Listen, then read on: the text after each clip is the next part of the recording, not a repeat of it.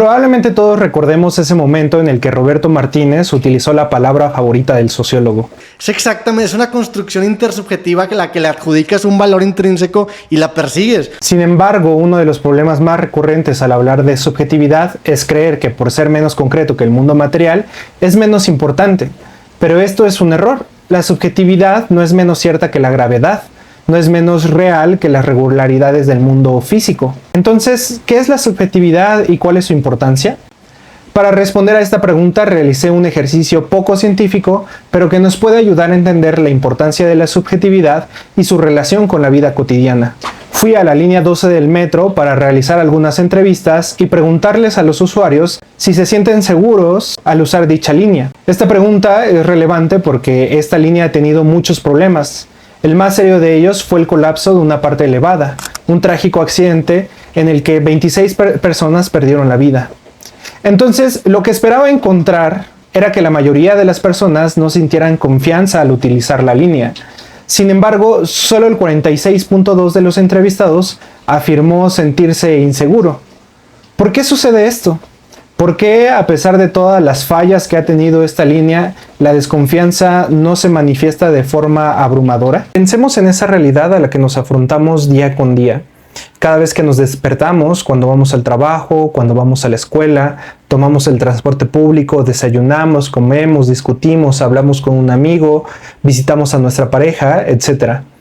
Esos actos no están vacíos, no se manifiestan como una máquina que simplemente obedece órdenes. Por más rutinaria que pueda llegar a ser nuestra vida está plagada de significados. Esa es la realidad que llamamos vida cotidiana. Decimos que la subjetividad es ese sentido que nosotros le atribuimos a esa realidad en específico.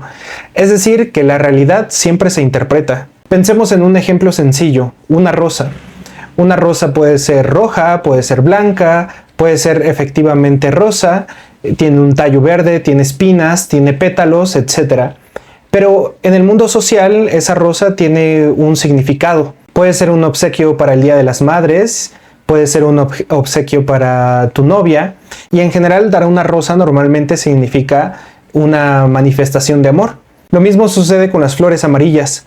¿Por qué es tan común ver a personas regalándose flores amarillas el 21 de septiembre?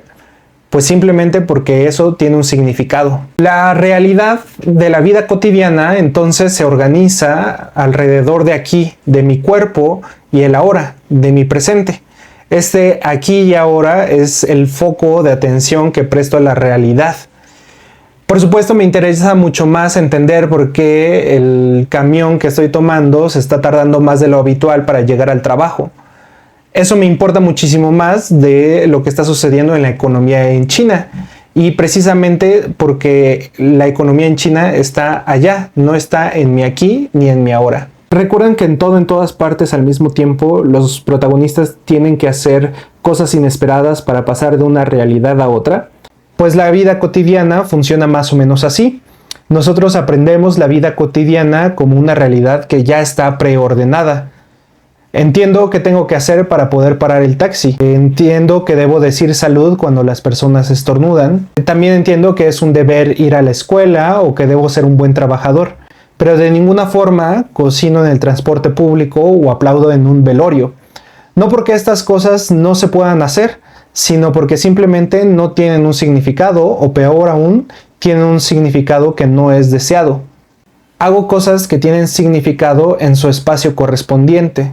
Entonces, nosotros nos desplazamos de una realidad a otra para realizar determinadas actividades. Nuestra conciencia, entonces, es capaz de moverse en diferentes esferas de la realidad. O dicho de otra forma, tengo conciencia de que el mundo consiste en realidades múltiples. La vida cotidiana, además, se nos presenta como un mundo intersubjetivo. No solamente existe mi aquí y mi ahora, sino que existen muchos otros aquí y ahora. Es un mundo que compartimos con otros. No puede existir en la vida cotidiana sin interactuar, sin comunicarme, sin hablar con otros. Sé que ellos también aceptan las objetivaciones por las cuales este mundo se conforma, se ordena, y sé también que ellos organizan este mundo en torno a un aquí y ahora. También sé que los otros tienen una perspectiva que no es idéntica a la mía en este mundo. Mi aquí es su allí. Mis proyectos difieren, pueden entrar en conflicto e incluso puedo negociarlos. El chiste es que no solamente existe mi subjetividad, sino que también existe la subjetividad de ustedes. Y eso hace que este mundo se vuelva un mundo intersubjetivo.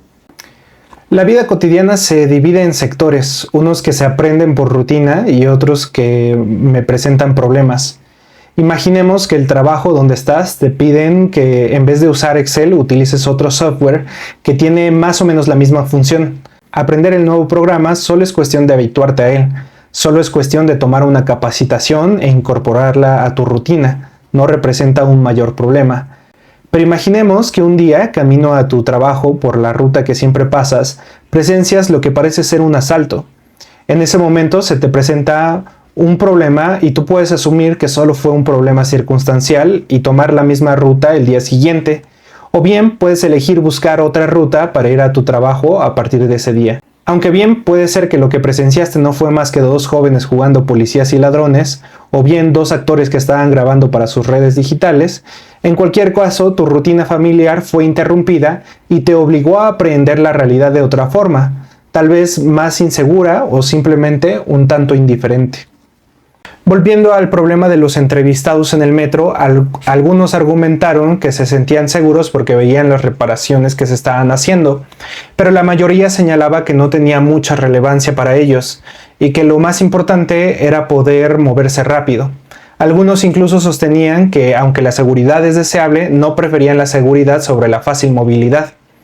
Aunque este ejercicio no fue estadísticamente representativo, nos ayuda a observar que el conocimiento que requiere la vida cotidiana es un conocimiento pragmático, lo que funciona aquí y ahora, y no nos preocupamos tanto por el ayer o el mañana. Los problemas aparecen y tratamos de resolverlos de la forma más conveniente posible. El sector de la realidad que fluye sin problemas continúa siendo así hasta que se ve interrumpido por la irrupción de un problema.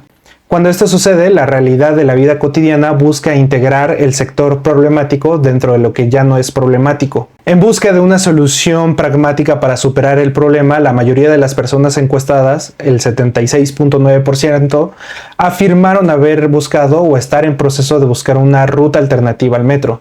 Sin embargo, es interesante observar que a pesar de esta búsqueda de alternativas, prefieren seguir utilizando el metro como su principal medio de transporte. ¿Por qué? Porque en la jerarquía de importancia de su aquí y ahora, llegar puntualmente a la escuela o al trabajo ocupa un lugar mucho más destacado que preocuparse por un problema que ya ha sido solucionado.